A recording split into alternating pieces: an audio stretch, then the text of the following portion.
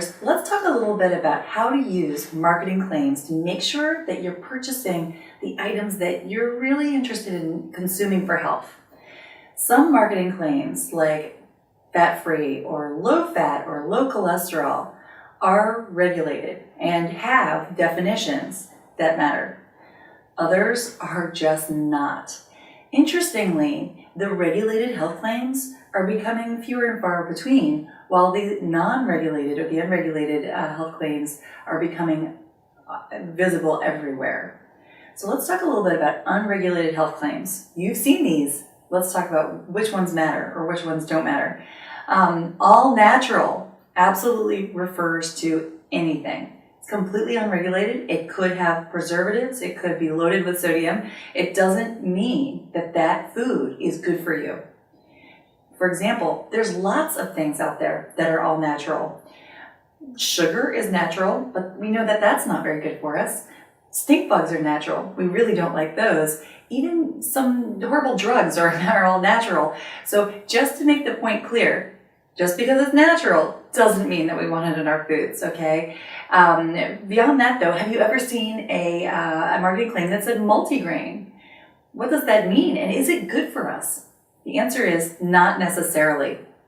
Typically, multigrain, you'd think that that would mean that it had a wide variety of good, wholesome grains in their whole form. It does not. It can simply mean that a piece of a grain from one type of food is mixed in with a piece of a grain from other types of sources. So just because it says multigrain doesn't mean that you're getting all the benefits from the grains. It can simply mean that they match together a lot of the unhealthy portions of that grain. So multigrain doesn't necessarily mean what you would think it would. Certainly check the label and the ingredient list to make sure that at least if you're looking for a whole grain item, that the first ingredient says whole grain. From there though, other things that are also frustrating are marketing claims like no sugar added.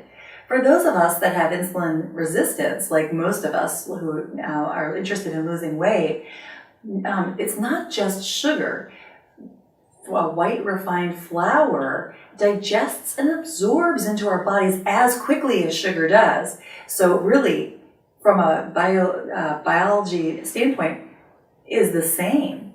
So if you have something that is sugar-free, it doesn't matter if it's full of white flour because it has the same impact on your body. So just seeing that something's sugar-free isn't necessarily healthy for us. The other thing to check on that label is, does it have sugar alcohols? This can wreak havoc on our digestive systems, and while it's tempting to trial because it is very sweet, it still might have carbohydrates, simple carbohydrates in it that raise blood sugar. It also can increase inflammation in our digestive system, ultimately making weight loss harder. Other things that are really frustrating to see out there in marketing claims are things like zero trans fats. As you may know, trans fats are now illegal in many restaurants. So that's wonderful news, but they're still on our grocery store shelves.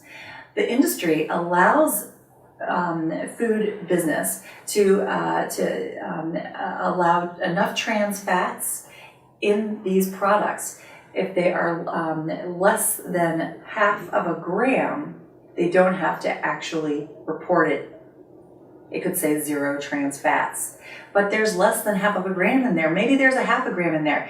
We know that if you're having more than 2 grams of trans fats per day, that means that you are at a much higher likelihood of developing chronic heart disease.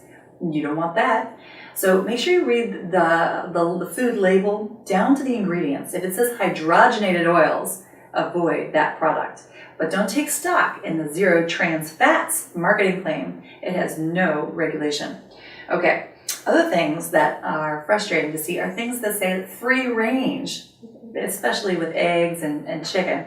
That doesn't necessarily have any standard. It certainly isn't regulated. So while we might have this vision of these chickens running around having happy lives, they could be under much different circumstances. So don't pay the extra money for that type of thing. Same thing goes with organic.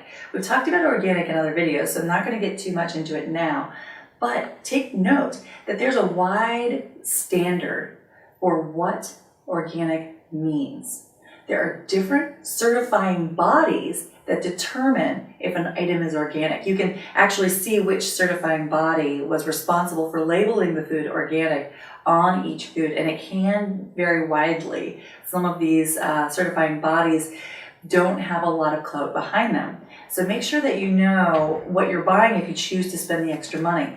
Also note that just because it's organic doesn't mean that it has less sugar or less fat. It's still, that's a separate consideration on your body. So those types of marketing claims and more are something to keep in mind of, and make sure that you're purchasing high quality food that's real, not just based on false marketing claims.